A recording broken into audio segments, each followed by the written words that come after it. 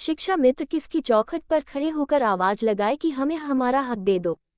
शिक्षा मित्र कोई विदेशी आदमी नहीं है और न ही कोई अपराधी है जो इतनी अनदेखी की जा रही है। शिक्षा मित्रों की बस एक ही मांग है कि हम पूर्ण योग्य अर्थात बीटीसी प्रशिक्षण पास है, हमें नियमावली संशोधित कर नियमित किया जाए। एक बात समाज व सरकार को और बताना चाहूंगा कि शिक्षा मित्रों पर अयोग्यता का ठप्पा केवल राजनीतिक द्वेष भावना से लगा हुआ है, वरना सच तो यह है जिसे देखकर आप चौकन्ना हो जाओगे। शिक्षा मित्र चयन समिति ने जब चयन किया उस समय का रिकॉर्ड बकायदा स्कूल में सुरक्षित मिल जाएगा। आरोप प्रत्यारोप लगाने से पहले उसकी बकायदा जांच कोई भी कर ले तब सच पता चलेगा। शिक्षा मित्र अपने समय का गांव का टॉपर है। प्रदेश पर शिक्षा मित्रों की योग्यता का आंकड़ा कुछ इस तरह से देखने को मिल सकता है। कुल शिक्षा मित्रों की संख्या 1,47,880 जिनमें 50,000 शिक्षा मित्र टीईटी सीटीईटी उत्तीर्ण है। 25,000 शिक्षा मित्र post graduate LLB, PhD, BEd, विशेष बीटीसी जैसी उपाधियों से सुसज्जित है। 50,000 शिक्षा मित्रों ने स्नातक किया हुआ है।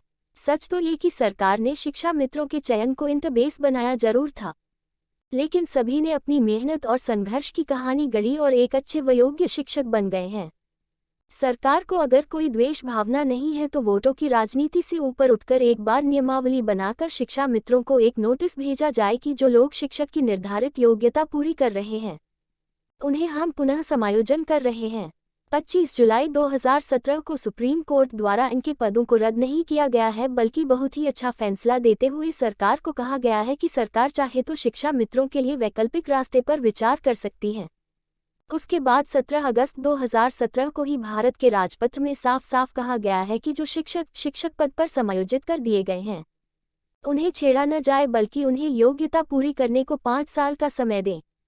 सरकार द्वारा अगर इनको देने का मन होता तो कोई भी राजपत्र सुप्रीम कोर्ट के जजमेंट से होता है जिसे राष्ट्रपति द्वारा जारी किया जाता है।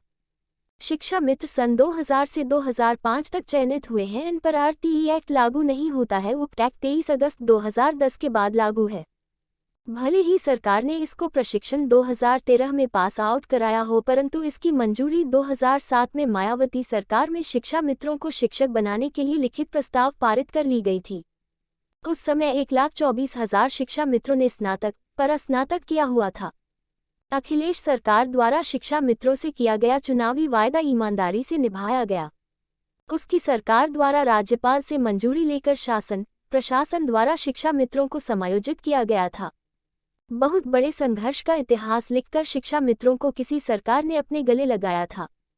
सरकारें होती भी इसी काम के लिए है कि अगर किसी चीज़ पर किसी का वाजिब अधिकार है तो उसका हक उसे दिया जाए, ताकि उस वर्ग जो त्याग आपकी सेवा में किया है उस वर्ग को नियमित पद पर समायोजित होने का पहला अधिकार होना चाहिए। आज के दौर में राजनीति गंदी सोच व वोटों की है। केवल अपने वोट बैंक के लिए किसी की भी गर्दन पर तलवार चला दी जाती है। उसके व उसके परिवार के भविष्य से किसी को कोई मतलब नहीं है। अगर आपको शिक्षा मित्र बर्बाद करना ही था तो उन अधिकारियों को भी जेल करा देते। उन सभी को जेल होनी चाहिए जिन्होंने शिक्षा मित्रों को पत्र लिखकर बुलाया था।